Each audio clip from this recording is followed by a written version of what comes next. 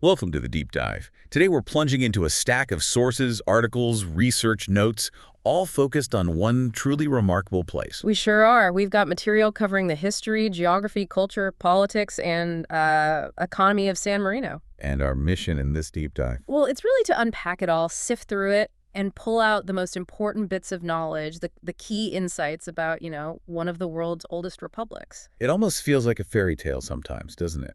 This tiny little enclave completely surrounded by Italy. Mm-hmm. With a history stretching back, over 1,700 years? How did that survive? Right. Empires rising and falling, all those wars, huge shifts in power right there in the middle of Europe. Ow. That's the big question, isn't it? And the sources give us a lot to chew on. It all starts, really, with a founding legend, a mountain, and a man looking for safety. Okay, let's unpack this, the foundation stone. The legend says September 3rd, AD 301. That's the traditional date, yeah.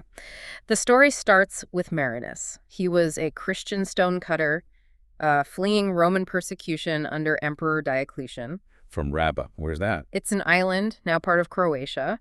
He left there and ended up seeking refuge way up on the summit of Mount Titano in what's now Italy. So it wasn't like, let's start a country. It was just a hiding place. Exactly. Just somewhere safe. But then others joined him, followers, other hermits, and this little community started to grow. And the sources say they looked to Marinus for guidance, to live in an orderly way. Right. And the legend goes further. It says he didn't just guide them spiritually, but helped them form a kind of government. He even granted them freedoms. In exchange for what? For military help, basically. Protection against aggressors. And the truly mind-boggling part is the claim this government has survived, uninterrupted, for over 1,700 years through all that European turmoil. It's remarkable if you think about it. All the empires that have vanished. And Marinus also supposedly built the first church there, a little chapel to St. Mary right on Monte Titano. And the geography here, it's not just scenery. It feels like destiny, almost. Absolutely. It's tiny, one of the world's smallest nations, just 61 square kilometers. And completely wrapped by Italy. Yep, on the northeastern side of the peninsula. Only borders the Italian province of Rimini. Landlocked, hilly.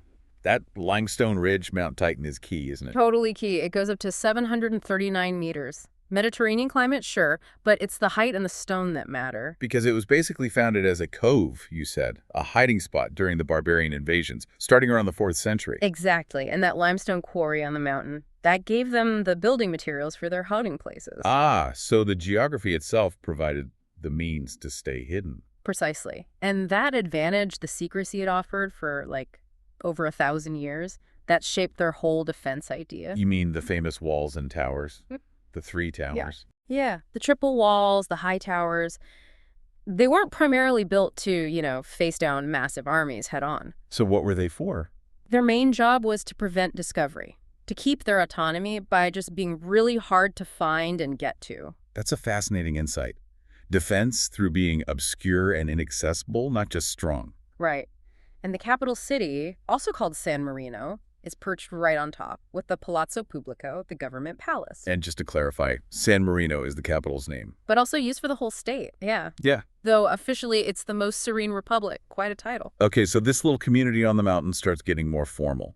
By 401, it's a real settlement, recognized somehow by the Bishop of Rimini. Right, and they swapped out the old Roman law assembly structure for a new one, with citizens representing 25 Curie districts, basically. And by the 11th, 12th centuries, it's growing, getting its privileges sorted out.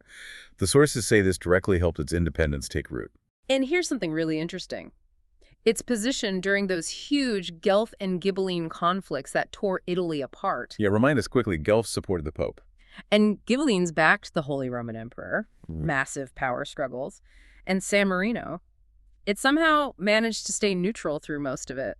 But neutrality wasn't a magic shield, right? They still had issues. Oh, yeah. Constant disputes with Papal Rome about treaties they made with other states like Venice. And actual attempts to just take them over. Definitely. Pope Gregory the X tried in 1255, and a cardinal was sent in 1298 with similar ideas. Plus, they had their own local version of the conflict with those powerful families, the Malatesta and the Montefeltro. Right, and the people in San Marino generally leaned towards the Guelphs, the Pope's side. And you see this in actual fighting, like that 1400 siege by a Malatesta captain. Antonio da Carpi, yeah. They lost the castle but then retook it. and another siege in 1450 by the Guelphs. It sounds incredibly complicated. It was. After Ghibelline defeat somewhere else, San Marino would uphold a treaty with the Pope just to stop him causing trouble. Strategic. But then, the Ghibelline families hated the Guelphs so much, it made it hard for San Marinese people to emigrate because Guelph cities surrounded them. Count Francesco de Montefeltro led Ghibelline forces in later fights, too. So surviving the Middle Ages wasn't just hiding on the mountain. Not at all. It was that natural height, the tricky treachery of entrance, sure, but also actively outsmarting enemies or knowing when to ask for help from neighbors. Or even the Pope, ironically. Exactly. The Peace of Velletri in 1301 was a big step, nearby cities finally accepting their independence. And over time, they relied more on the papacy for military backup. So the sources say their peace, until Italy unified, was down to a mix of what? Guile, honor, and the Pope's goodwill. Pretty much sums it up, a delicate balancing act for centuries. Okay, let's jump ahead. Renaissance time. September 8th, 1503, the sources flag this as the birth of the new republic, free and independent. Yeah, and this whole period, starting around 1430, you see the broader Renaissance influence, art, science, literature, even architecture, shifting from Romanesque to Gothic. A time when intellectuals were looking for peace and order. Which was a big contrast to places like Naples and Milan, which were all about conquest then. But San Marino didn't escape completely unscathed, did it? There was a brief period of papal and French domination. Right, early 16th century, described as hard times. Even though Pope Julius II gave them an exemption, they were basically dethroned. Meaning? Their own council, their captain's regent, were kicked out and replaced by officials the Pope appointed. Ouch. But that didn't stick. No, those decisions got reversed in 1508. Though they did lose some privileges, it just shows even papal recognition wasn't guaranteed protection forever. Okay, big jump now. Late 18th, early 19th centuries. Napoleonic Wars. Chaos everywhere. Yeah. And then, March 1st, 1797, Napoleon Bonaparte himself shows up with his troops at the gates of Serravalle, one of their castles. What did they do? Well, the popular assembly had this dramatic debate. Do we submit or do we run? They chose resistance. This philosopher-lawyer, Filippo Mallaroni, wrote a Declaration of Independence, basically trying to bluff Napoleon with their ancient history. Did it work? Initially, the sources say Napoleon found it kind of amusing and just rode off. But there's always a but. 10 days later, March 11th, the French came back. Uh-oh. Battle. No, strangely. They entered peacefully, apparently. Muskets reversed. The sources call it a bloodless siege. They even put up an inscription, "At last, peace." So, no fight, but they ended up under French protection anyway. Pretty much. Their treaties with the Pope were canceled, and they had to do business through Rimini, which the French controlled. Did that hurt them? Surprisingly, no. The sources actually say they had a period of prosperity under Bonaparte. The direction, their administration, managed the lottery, they did big public works, built a new municipal building. Huh. But that didn't last either. Nope. Ended when checks on the lottery monopoly's growth led to arrests. History repeating itself, maybe. Right. Okay, so the 19th century. The sources call it a time of distressful events. Yeah, not a great period. At the Congress of Vienna in 1815, where Europe's map was redrawn after Napoleon. San Marino was just a footnote. A simple and unimportant role is how they put it. But crucially, they stayed exempt from Austria's heavy influence in Italy, and the new Kingdom of Italy formally recognized them in 1862. So they got their rights back. The Yeah. Grand and General Council was in charge again. Yes, privileges restored, the people technically the ruling force again through the council.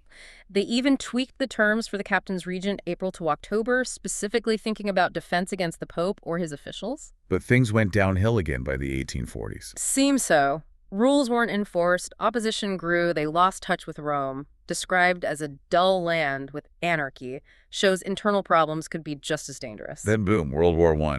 Yeah. Caught them by surprise. Yeah. Even their treaties with Italy didn't make them feel totally safe from attack. They quickly passed a resolution in May 1915 to, step up vigilance. And they actually sent soldiers, skirmishers, to the border with Rome, Italy's capital. Seems like it, yeah. Probably just a gesture, maybe to deter any Austro-Hungarian ideas. But they knew they were weak. So they asked for help. Right. Diplomacy time. Appealing to the Entente powers Britain, France, Russia. And France stepped up. By April 1916, the French Prime Minister publicly said San Marino was under the protection of France. That old tactic again, finding a big protector. Then there was that mining disaster in 1917. They asked Italy for help. But then got annoyed when the Italian foreign minister criticized the U.S. for potentially interfering. And San Marino actually preferred U.S. help. They did. Called Americans her brothers, praised their democracy and liberty. Shows that Republican connection was deep. So after WWI, they leaned towards the U.S. Now, this next bit is, wow, the 1919 Berlin Congress of the Third International, a proposal to liquidate Italy and San Marino. It's chilling, isn't it? Murder citizens over 12, destroy everything. It's right there in the source material. Thankfully, that didn't happen. San Marino managed to keep order with some Italian police help. Yeah. Now, WWII, again, complicated. Officially neutral. But not exactly hostile to fascist Italy or Germany. Not really. Mussolini even opened an Italian military command post in San Marino in 1939. And the San Marini's president, Shiro, declared war on France the day Paris fell. He did, June 14th, 1940. He even got a medal, the Golden Cross, from Hitler later that July, though technically it wasn't part of the main German-Italian pact. And Italian troops based in San Marino fought in Greece. Yes. While all this was happening, though, an underground opposition was growing inside San Marino itself. Then the tragedy of the Allied bombing. Yeah. Mistaken identity, hitting Serravalle in '44. A terrible mistake. Yeah. And then later that year, September 12th, German troops violated their neutrality during the retreat. This involved those Serbo-Croatian soldiers. Right. About 500 of them. They'd fled fascists in Yugoslavia, refused to surrender to Italian partisans, and San Marino gave them shelter. But the Germans arrested them. What did San Marino do? They asked Mussolini, through contacts in Florence and Bern, to demand the Germans surrender them. Apparently he did on Sept 13th. But the next day? The very next day, Sept 14th, Italian troops reinvaded San Marino with some local Italian help.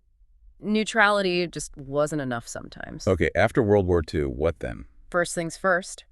Request readmission to the UN, reestablish proper relations with the new Italian Republic. And the biggest immediate problems? Housing and unemployment. So they launched building campaigns. Plus, basic stuff, telephones, electricity, and that railway link to Rimini, which had been broken since '38. They got the railway working again. Yeah, they made progress, got it resupplied. And there's mention of this Treaty of Rimini dated March 23rd, 1944, interestingly, before the war ended, setting up this indispensable friendship with Italy. How did they restore order internally? Quickly, apparently.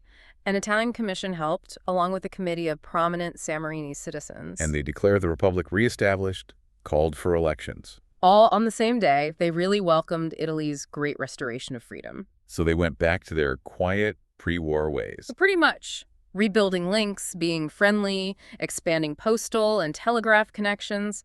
Their approach to the new UN was described as calm, earnest, wise, loyal to its ideals. They welcomed the UN in autumn 1945. All right, let's talk structure. How does this ancient republic actually work today? The Constitution from 1600 oldest, still in effect. That's the one. Balances state power with public freedoms, rights, duties, though it really became a popular democracy after the 1862 Constitution and laws in 1865. The main legislative body is the Grand and General Council. Right. 60 members elected for 5 years by proportional representation. And they elect the Council of 12 as well. And the executive leadership. This is the really unusual part, isn't it? Oh, yeah. The two captains regent. Totally distinctive. Chosen by the Grand and General Council every 6 months. 6 months. Why so short? It's a historical safeguard. To stop any one person or group grabbing power for too long, they preside over the executive, which is the Congress of State. And the Congress of State. Up to 10 secretaries of state, also elected by the main council from the parliamentary groups. They're meant to act together, meet 3 times a week, majority vote rules. What about the judiciary? 3 judges, 6 jurors, also elected by the council, but the sources do note their independence isn't absolute. There's a law letting regulators report on judges and even remove them. But basic political rights are solid. Expression, press, association. Guaranteed. It's all about balancing rights with duties and protecting against misuse. And they really pushed developing foreign relations in the late 80s and 90s. Okay, let's switch to the economy. Its development wasn't just one thing, you said. No, it's a result of lots of interconnected factors over a long time. Even back in the Middle Ages, being small but well located near busy borders created opportunities. But the big boom came after WWI and in the early 60s, due to specific choices. That's what the sources argue, yeah. Political and economic choices that built a foundation that, for a while, was stronger than their neighbors. helped by some lucky circumstances too, probably. And were their policies very different from other developing places? Some were similar, like tax policy and debt management, apparently. But the sources say they differed in intensity and adaptability. And their initial choices of which economic sectors to focus on were radically different from nearby areas. Okay, let's talk modern challenges. The last quarter of the 20th century onwards. Yes. The political system adapting. Yeah, trying to adapt to new economic and social pressures.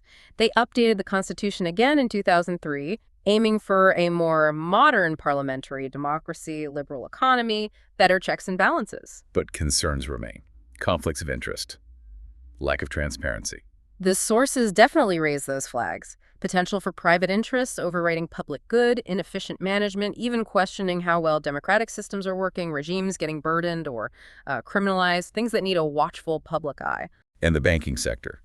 That 2006 revision was linked to the subprime crisis. Right. It brought up worries about big financial players there, how markets were behaving, and San Marino's international reputation. There's mention of a 5Ps model and cultural context. What's the takeaway?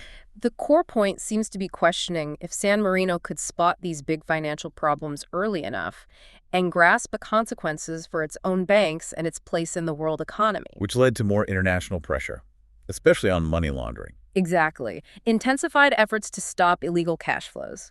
So San Marino had to change laws, comply with the international standards, get on the OECD whitelist, undergo reviews. And they're actively monitoring their Anti-Money Laundering Act. They have to show full compliance. What does this mean on the ground for banks? Real changes. Banks now need dedicated compliance, risk, and anti-money laundering teams.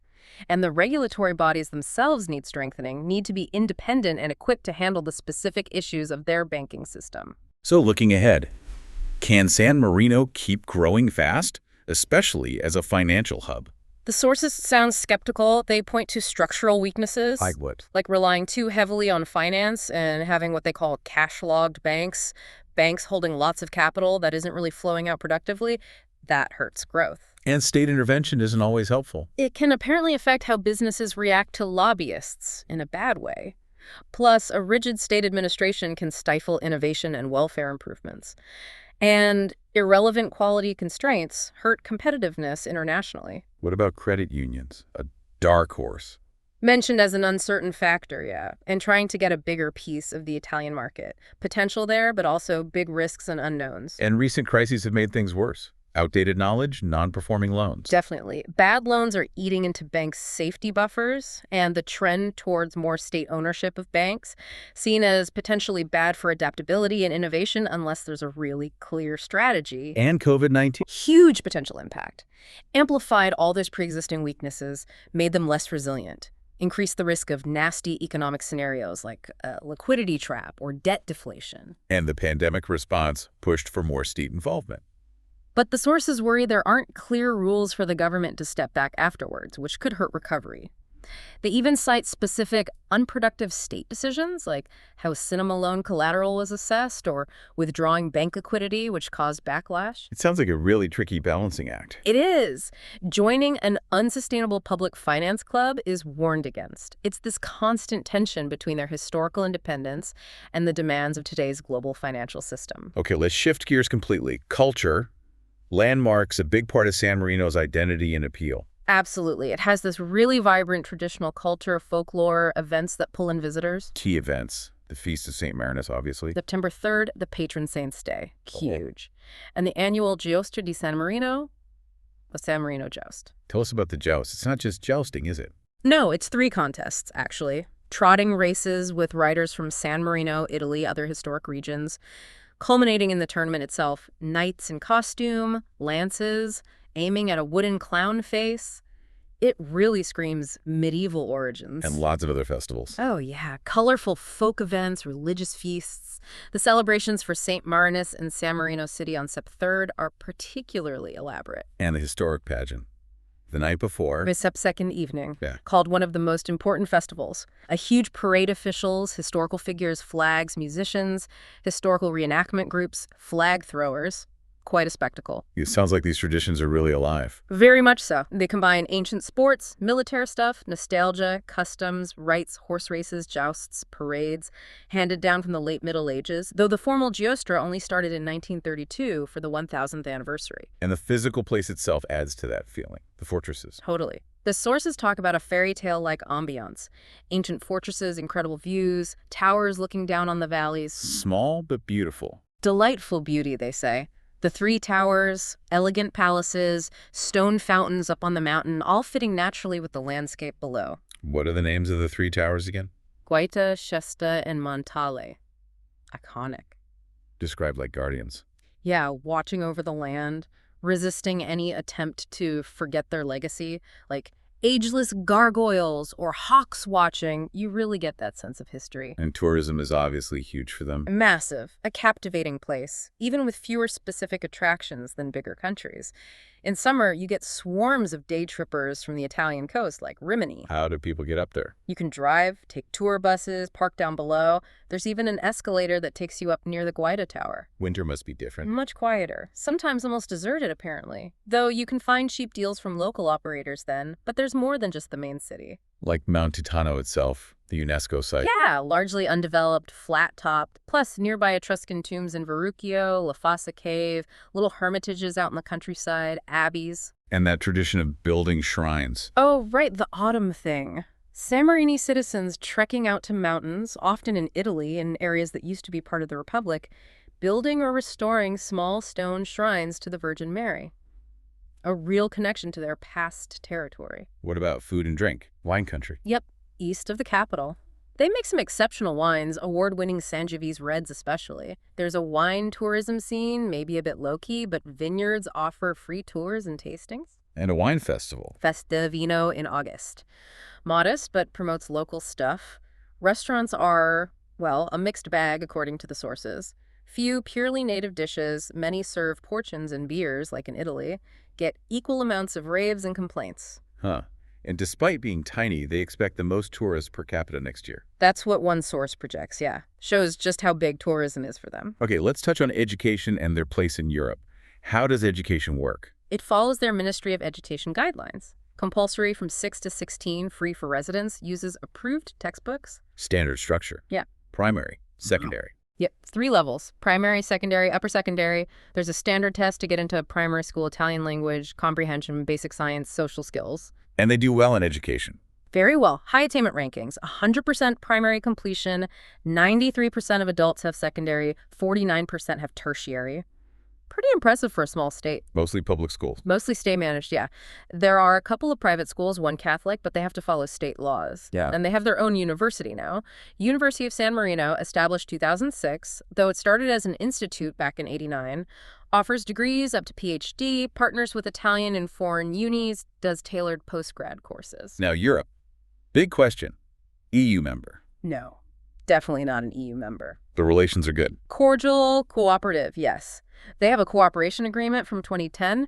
It's aimed at boosting the relationship and helping San Marino build capacity in EU-related areas, economic, financial, police, judicial stuff.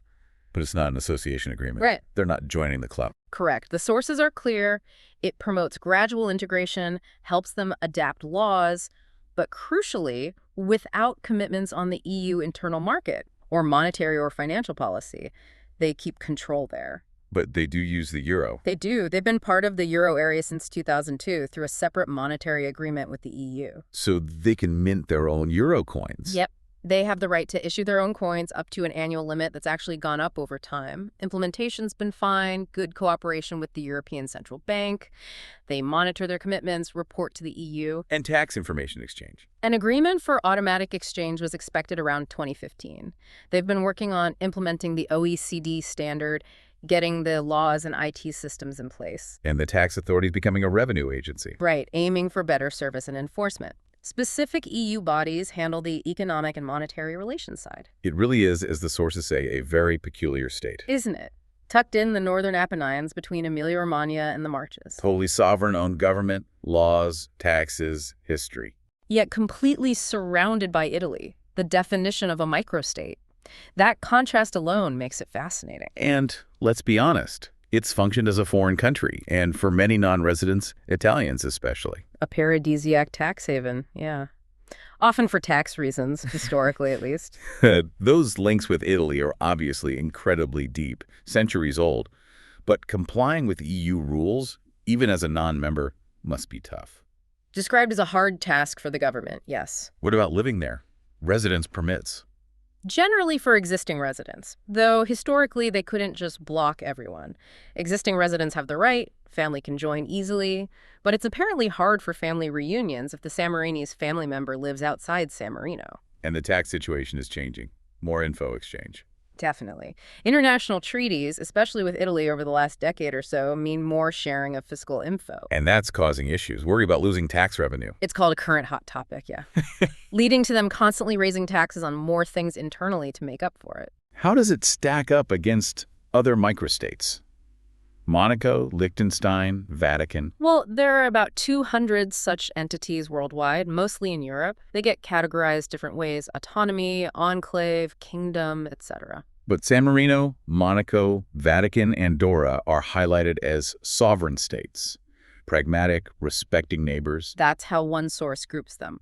Now, here's a slightly odd bit in the classification from that source. It lists 4 enclaves: San Marino in Italy, Vatican in Italy, Andorra in France, and it explicitly says Mauritius within France. Mauritius within France. That's geographically interesting. It is definitely something that jumps out in the source material. Must be some specific historical or legal context they're referencing, but it's stated that way. Okay. And comparing how long they've lasted. The source groups San Marino, Monaco, Andorra, and the Vatican, again, calling them constitutional monarchies or oligarchies, unchanged for centuries. Even though San Marino's a republic? Yeah, the phrasing is notable. But the point is highlighting their ancient, stable governance compared to others. It says absolute monarchies like these are rare and unlikely to change. San Marino and Monaco's long, peaceful coexistence is seen as remarkable. It is. San Marino went from being just a refuge to sometimes a battleground of rulers. Statehood's always been sensitive. Historically, only Luxembourg has had a longer peace in Europe. So they say. And crucially, while San Marino was conquered sometimes, It never got permanently absorbed. never. Even when Lombards and Franks were migrating, they weren't invaded. After occupations, charters, even from the Pope, always readmitted them to free status. Maybe being isolated helps, like Monaco and the Vatican too. The sources suggest that limits territorial conflict, yeah. And the final point from Mary. San Marino and the Vatican are the only microstates left inside Italy's political system. Right. Within Italy's wide-open political system. And he says this creates a unique dilemma over the independence of church and state. Being this sovereign entity completely surrounded by Italy, with Italy's own complex history with the church, it highlights that ongoing tension and San Marino's truly unique spot. Wow.